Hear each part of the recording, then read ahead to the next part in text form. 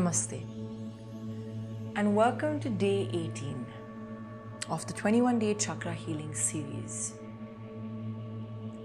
We've been working with that internal focus through the third eye, putting that focus into movement, or rather using movement to enter that state of focus.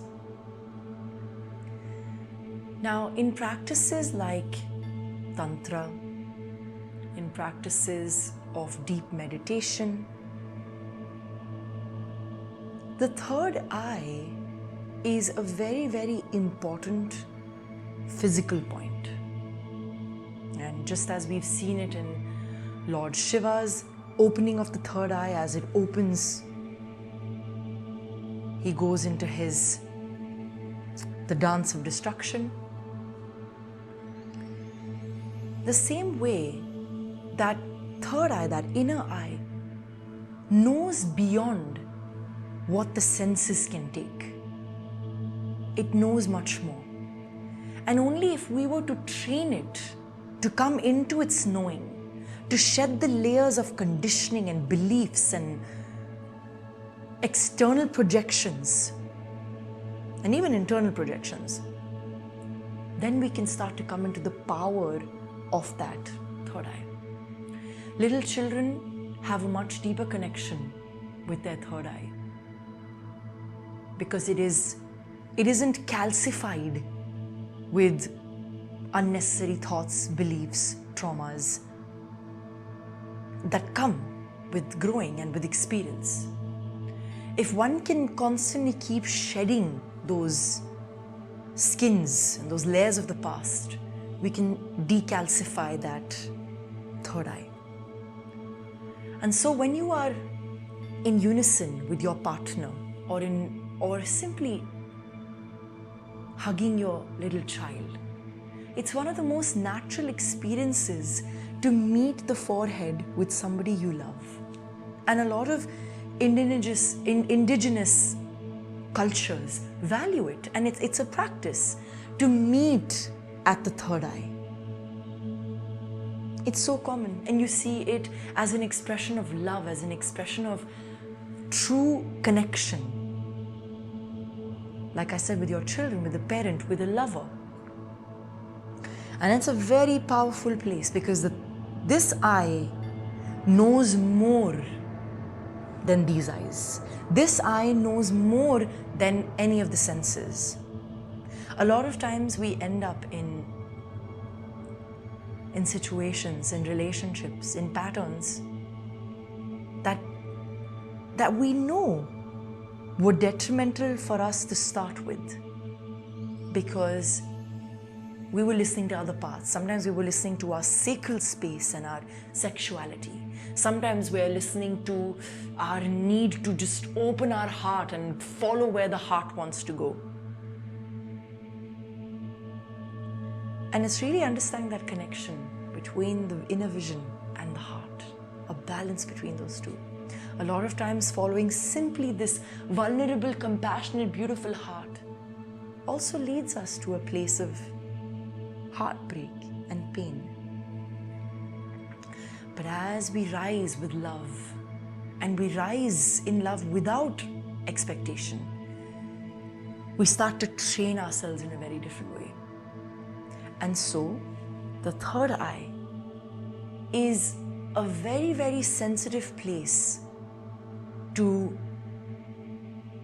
discover something or to catch on to new information before the other senses have had a chance to dominate over it. And this practice is a very simple one,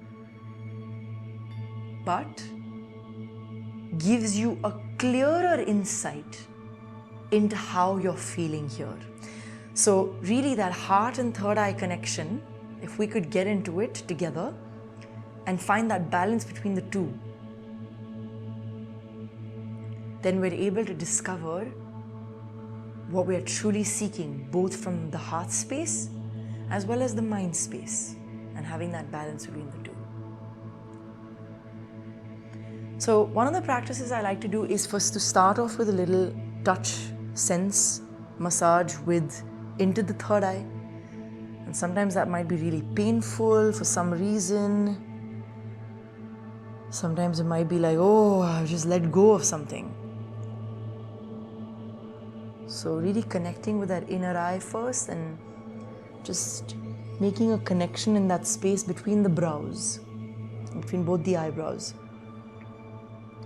So giving it a little bit of massage, connecting with it, opening it, knocking it. A lot of times we're also using techniques like emotional freedom technique, which is tapping in the different parts of, our body to release trauma, to release old patterns. So using tapping as well works well for that space.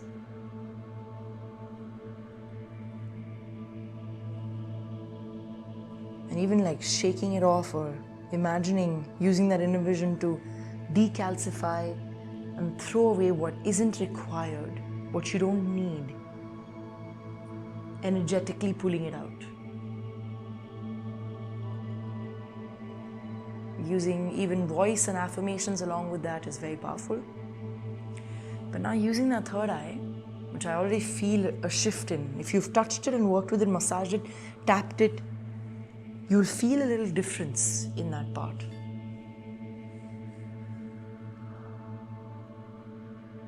And just, giving your eyes a little bit of relaxation too. My hands are very cold currently, so that's working as a cold compress for my eyes. If you can do a cold compress for your eyes, it has more benefits than just the beauty benefits. It really calms the sense of sight. So if you can cool down, it's like a machine, right? The eyes are always working, except when we're in a state of deep rest or sleep. So giving yourself these moments to relax in the eyes is much beyond just a beauty tip. It really helps in relaxing the heat that is generated by this powerful device, instrument, that's helping us see everything. Now that you've connected with that part of yourself a little more, I definitely feel more relaxed in my eyes. Yes, a little bit cooling goes a long way. And now using that third eye or finding a connection with the different parts of your body to start with at the third eye. So just getting connection of the third eye along with, say, a finger, your palms, whatever is accessible. Forearm,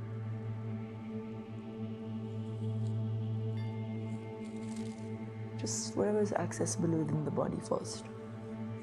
Maybe the cloth. And just finding a connection of touch with that relationship between the third eye and whatever is accessible to touch within the body. And then finding that third eye in connection with external objects. So say, for example, and it's always better to do this with nature, in nature, with the soil, with the trees, with leaves, with flowers, with the rain.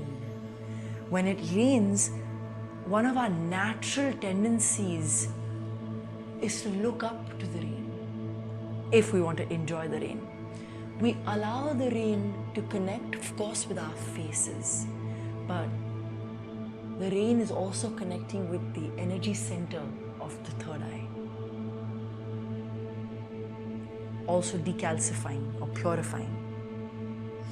So finding that connection with, say, anything in your environment and just seeing how that feels for your third eye. You could use different fabrics. You could see what it feels like in the presence of another person. See, when another person touches your third eye, what does that feel like? You could also see it in relationship with your children, parents. Just see what putting your third eye with another person and just breathing with them and being there, what does that make you feel? Also, connecting your third eye to the ground. What does that feel like? So when we make these repeated motions or these repetitions in prayer, which happen across multiple religions and cultures, not only are we bending down in humility, we are always making connection of the third eye to the ground. And I know for a fact, because I lived in a Middle Eastern country for many, many years, when practitioners of Islam or followers of Islam make that connection and are true devotees and are following their namaz a certain number of times a day, you will start to see over time they develop an actual physical formation or depression around the same space, because it's always going and connecting with that. So using a third eye as a place of connection, not just using your words, not just using your external eyes, not just using your lips or your limbs or your legs or your heart space to connect, but starting to see that the third eye is a very powerful place of connection. And using that connection, like I said, to touch. For example, say I have a seed of an avocado here. So even using the seed of an avocado to just connect with the third eye and see what it feels like, giving yourself a gentle touch with that seed. A lot of times, you'll download information about the object just by simply connecting it to the third eye.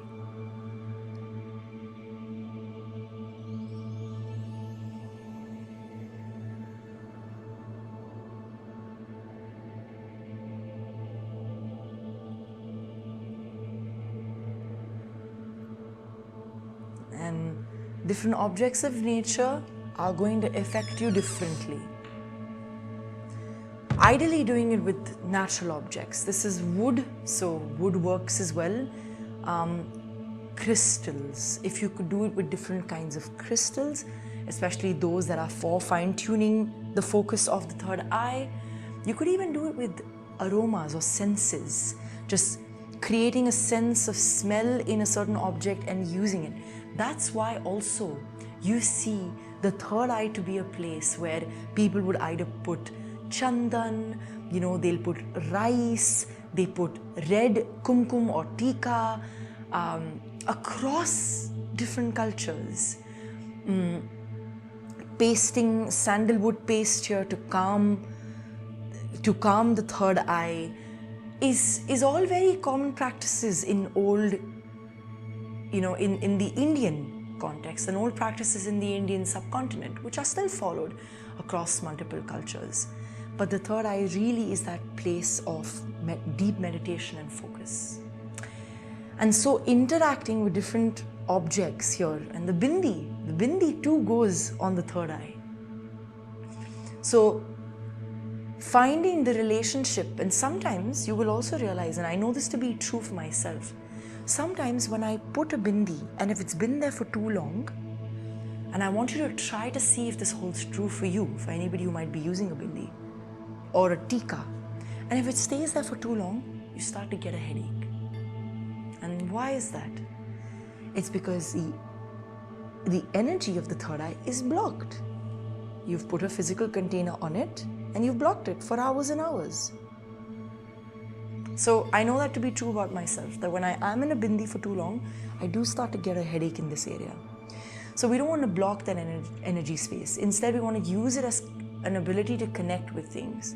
Momentarily, feel free to use things, but also become aware of blocking the third eye for too long.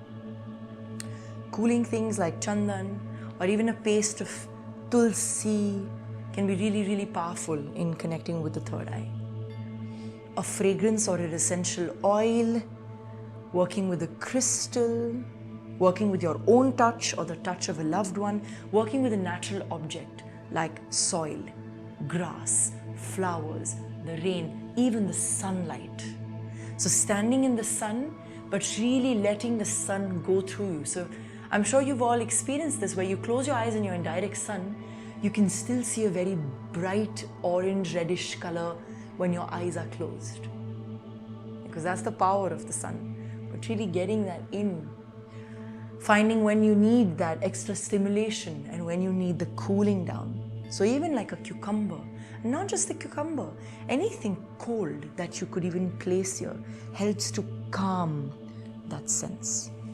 So really using the third eye, these are simple practices to become aware of the power of the third eye. Of course, there are other practices in meditation, other practices in following intuition, and a lot of schools of thought across India help children to develop the relationship with the third eye so that they can bring it into their lives as they grow older. And there are things accessible just like these for adults as well. It's just that as we get a little bit older, it gets a little bit harder. But we can then access tools like meditation and focus practices that help us find that connection with the third eye. So this was a simple practice for today. You can all try it with any natural materials, substances, textures.